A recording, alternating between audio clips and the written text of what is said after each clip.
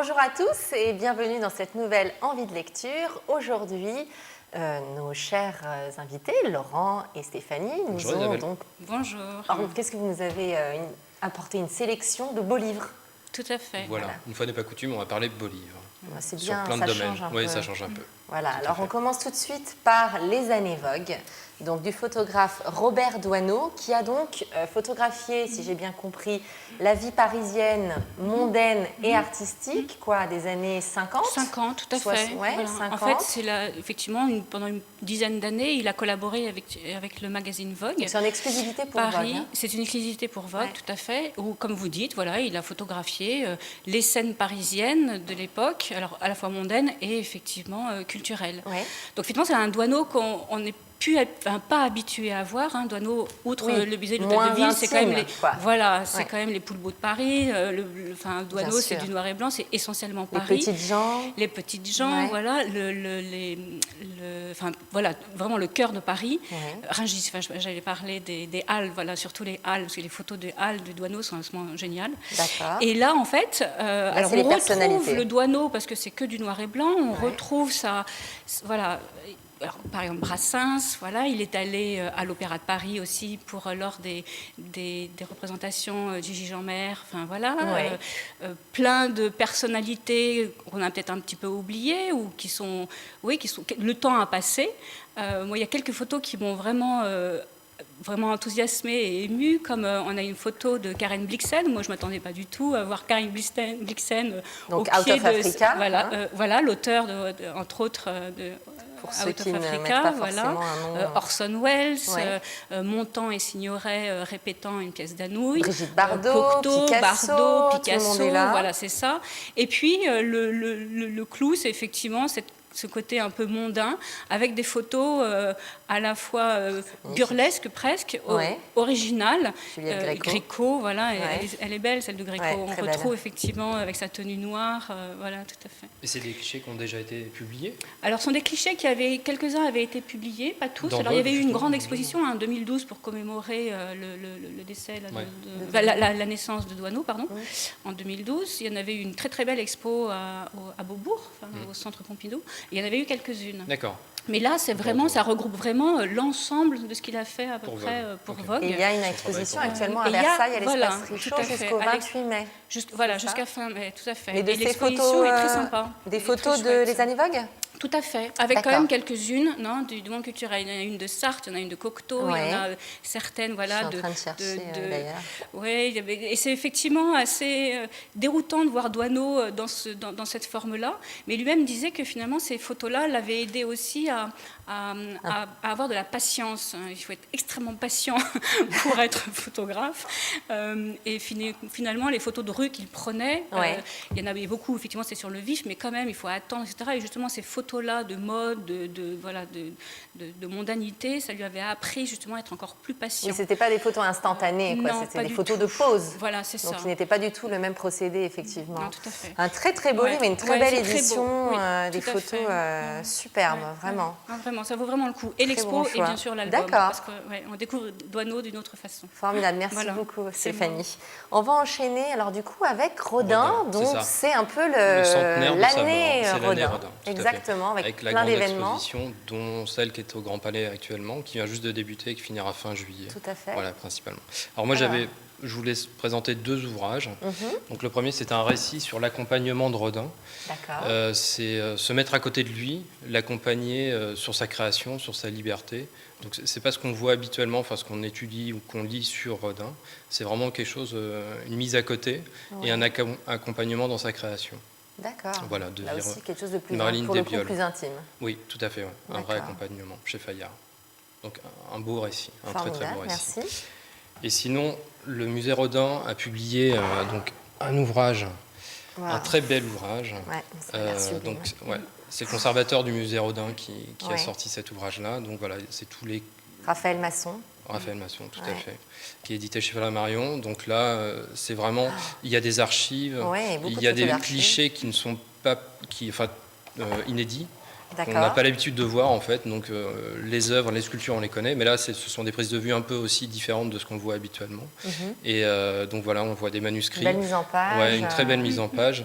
Donc c'est vraiment tout un ensemble sur Rodin, son œuvre, et voilà, sur une vision aussi un peu différente de ce qu'on peut voir actuellement.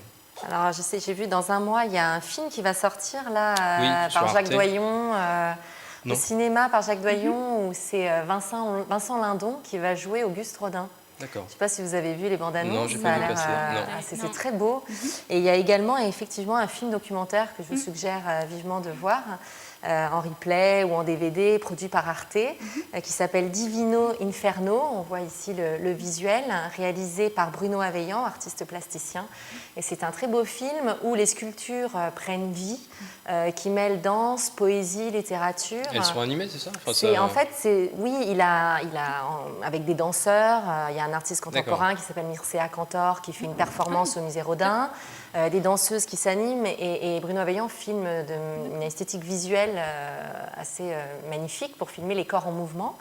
Et voilà, je vous conseille de le voir. Et c'est inspiré du travail de création de Rodin sur La Porte de l'Enfer. Vous voyez, cette œuvre magistrale inspirée de la Divine Comédie de Dante. Voilà, donc ça, je vous suggère également d'y jeter un œil. Donc c'est sur Arte, vous dites? Arte, effectivement, oui. Ça a été diffusé le 2 avril. Et on peut le voir en replay ou, je crois, en DVD également. D'accord, bonne idée. On regardera. On enchaîne avec Pissarro, Camille Pissarro, tout à fait. avec c'est le catalogue officiel de l'expo au musée Marmottan. Voilà, jusqu'au mois de juillet, si je me souviens bien.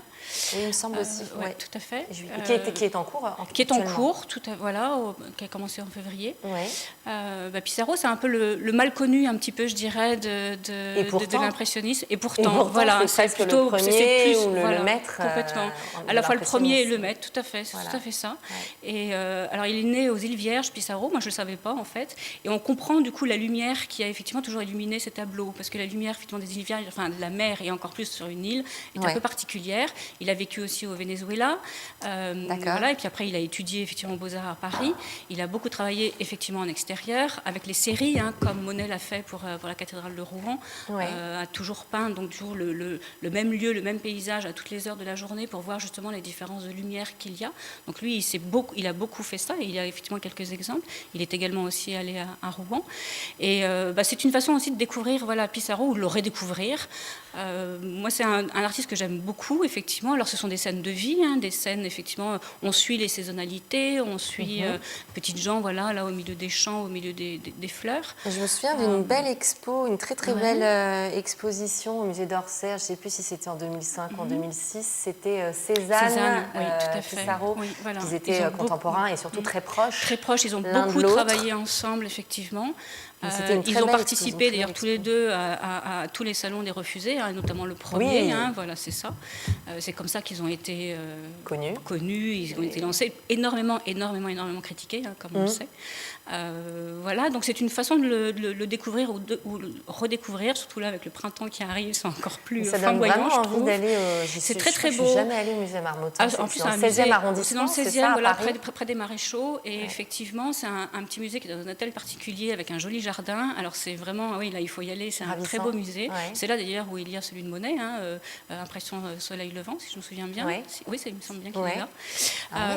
Voilà, c'est un joli musée. Il n'y a peut-être pas forcément c'est pas un musée d'Orsay, donc voilà, mais c'est du coup des expositions un peu intimistes, voilà. Et l'album, l'ouvrage, très beau, suit donc chronologiquement effectivement son travail. Donc du coup, on voit également aussi l'évolution, les inspirations. C'est un livre bilingue, on a à la fois français et anglais. D'accord. Pour améliorer son anglais.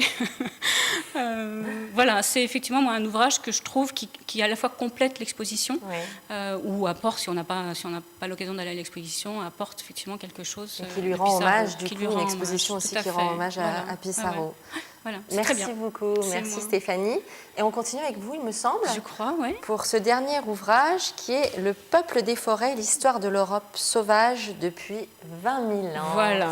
Il me semble que c'est le livre référence du film Oui. Les Saisons. Tout à fait. De Voilà, Jacques Jacques Perrin, c'est ça Perrin, qui était sorti à l'automne, Oui. donc 2016. Ouais. Il y a eu ensuite des épisodes de télévision. Enfin, en télévision, vous pouvez voir effectivement le film par épisode. Ouais. C'est effectivement le rapport entre l'homme et la nature depuis, donc voilà, comment l'homme finalement a petit à petit pris place et une emprise sur la nature et sur le monde animalier Sur autour de lui, l'évolution, sur donc l'évolution, des forêts. voilà. Ouais. Et comment aujourd'hui, finalement, on aimerait un peu réinverser le temps Ouais. et essayer de remettre un petit peu plus de place, justement, redonner un petit peu plus de place Bien sûr. à ce monde un petit peu disparu, enfin beaucoup disparu et d'autres non. Mais c'est que nostalgique ou il y a... Ah non, non, pas du tout. D'accord. Non, c'est pas du tout nostalgique parce qu'effectivement, on avance, quoi. Donc voilà. Donc, Il y a juste d'essayer de vivre de façon un peu plus intelligente. D'accord. Donc à un moment donné, effectivement, l'animal était plus présent. L'homme a pris petit à petit, effectivement, le place, pas, oui. mais Ouais. naturellement. Enfin, je veux dire, voilà. Le Puis cours, c'était normal. Le des cours choses, de oui, l'histoire par a son fait intervention. que l'évolution de l'homme a fait que. Et puis petit à petit aussi, il y a eu peut-être ou peut-être trop, je sais pas, un surdéveloppement on a rasé plusieurs campagnes ou forêts pour agriculture à outrance. Peut-être que, voilà, ce qui a aussi détruit beaucoup de choses, mais finalement, l'équilibre aussi n'est plus là.